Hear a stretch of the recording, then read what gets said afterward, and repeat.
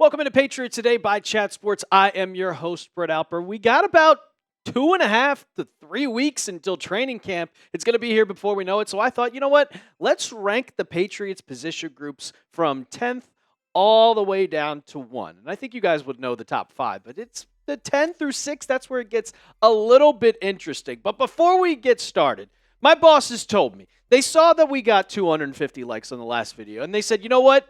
Do it again, or else. Whatever they said. I don't know. But let's prove them wrong. Hit that thumbs up icon. If you're ready for Patriots football, let's show the bosses here at Chat Sports what Patriot Nation is all about. So, number 10. I think this is without a doubt the worst position group on the Patriots, and it's the wide receivers. And you have Stephon Diggs. Yeah, it's your number one, your wide receiver one. And after that, we've talked about it so many times. It's kind of just, yeah, all right, okay. I think Efton Chisholm is going to make this roster too. He's not listed, as you can see, but you got Matt Collins, who I think is an underrated guy. But the one person who I'm looking at more than anything on this upcoming season for the wide receivers is Kyle Williams. And he's coming out of Washington State, and he's just an absolute speed demon. We've seen it in minicamp. We've seen it in OTAs. I think Kyle Williams has the opportunity to break out and become that number 2 guy, beat Pop Douglas, and challenge the Patriots roster on just being that first guy to get 1,000 yards receiving since 2019, since Julian Edelman did it. Now, what I'm hoping happens is that Stephon Diggs is ready week 1, but if he's not, I think Kyle Williams is going to be that guy. But if Diggs isn't healthy, this wide receiver room is going to have some work. And I mean a lot of work to do, because you don't have your wide receiver 1. Drake May is going to just be trying to find exactly what he did last year, trying to find whoever's open, and we have no idea who's going to be that guy that's open going into 2025. Number 9 on this list, and it's really kind of just, well, I mean, we got a lot of new guys on this. It's special teams. You drafted a kicker in Andreas Borregales, and I'm really actually impressed from Borregales. I like Marcus Jones as your punt returner, Antonio Gibson as your kick returner. You drafted Julian Ashby, your long snapper, and then you have Bryce Behringer coming back. Like, this special teams, like, it's nothing to really kind of just go out and be like, oh, this is really, really good. Like, this is very impressive. But for Borregales, after what we saw from the OTAs and what we saw in minicamp, it looks like that he is going to beat Parker Romo on this for the roster spot, as everybody would expect. But 19 out of 20 kicks and 5 open practices. He was money in practice, and he was money during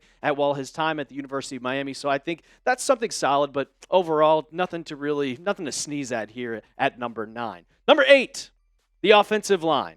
The offensive line, I think, is still kind of needs improvement, specifically at the left guard position, because you do not know if Cole Strange is going to come back healthy. You have Garrett Bradbury, who you signed. Micah Wenner's coming back. Morgan Moses is a guy you signed, and I think that's a very, very good signing at right tackle. Yeah, he's a little bit old, but he can still get that veteran leadership. He's actually teaching Will Campbell a bunch, and speaking for itself, Will Campbell at left tackle. I don't care about his T-Rex arms. He's going to be a solid player in the NFL. This was the most improved aspect of the Patriots roster from a year ago. Last year, you saw Vidarian Lowe. You saw everybody like Michael Jordan. We were swapping out centers and centers and centers, but you got to prove it. Just because you look good on paper doesn't mean that you're going to be good. You got to play the games. But from last year, I don't think it can get worse than this.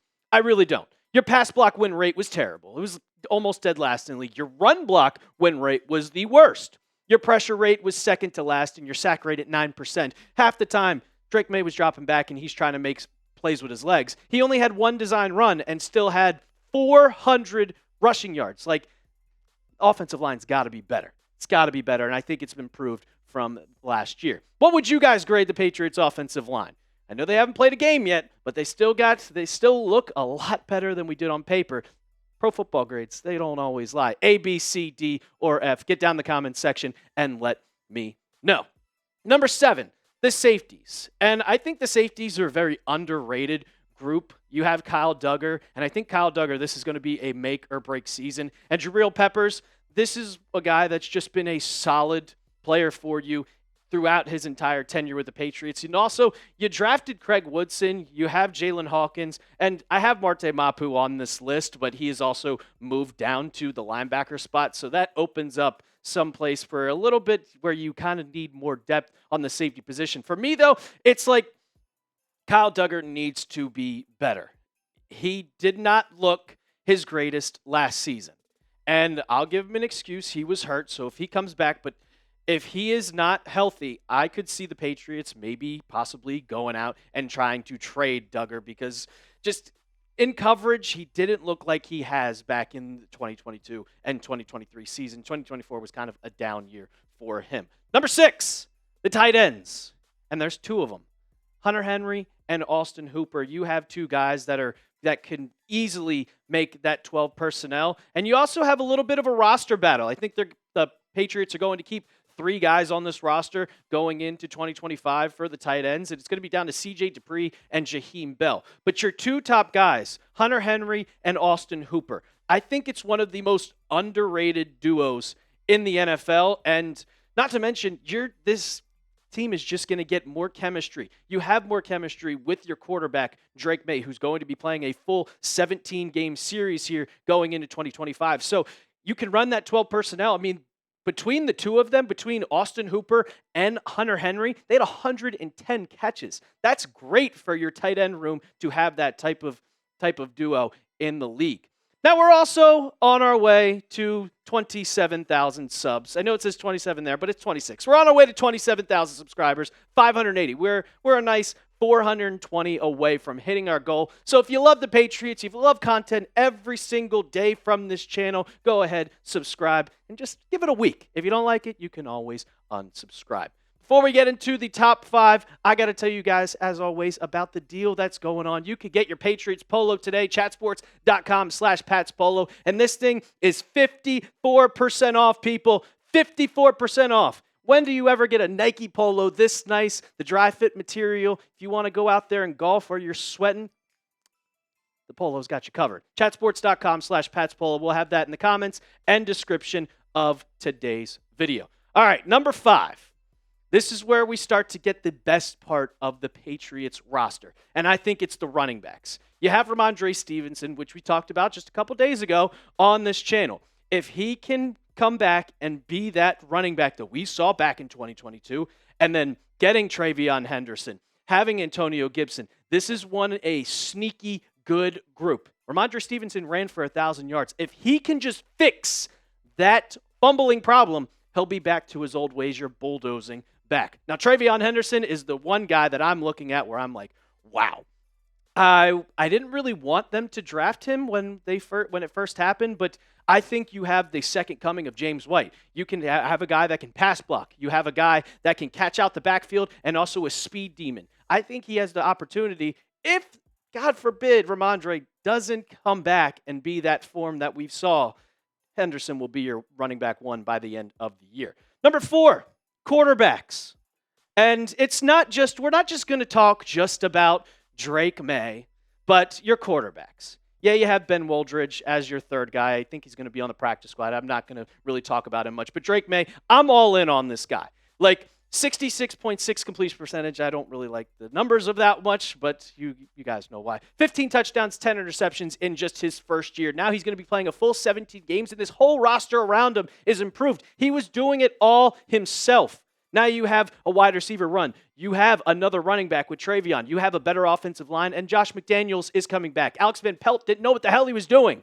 Now you have a good offensive coordinator, and please, can we just have some design runs for Drake May?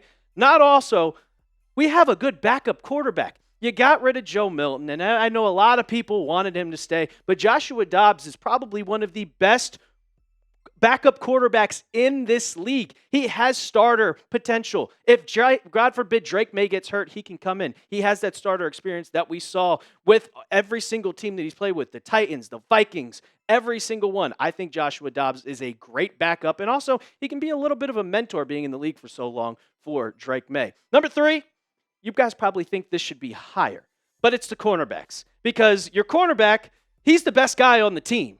Christian Gonzalez is the best player on this team, but it's all about the entire room. And I think After Carlton Davis, which is a great duo, Marcus Jones, you kind of have to look for who's going to be that next guy. But your cornerback 1 and your cornerback 2, best cornerback duo, one of the best in the NFL. The only problem I have is when Carlton Davis is on the field, he's great, but he can't stay on the field. He has not played a full 17 or 16 game season in the last 5 years. So that is a little bit of concern if he cannot stay healthy. But Christian Gonzalez, I think he's going to prove himself as being a top 3. Pat Surtain and Stingley Jr. Yeah, Derek Stingley Jr., look out because Christian Gonzalez is coming for that top 2 spot in the NFL. What do you guys think is the best position group going into 2025? I had the cornerbacks ranked at 5 or at 3.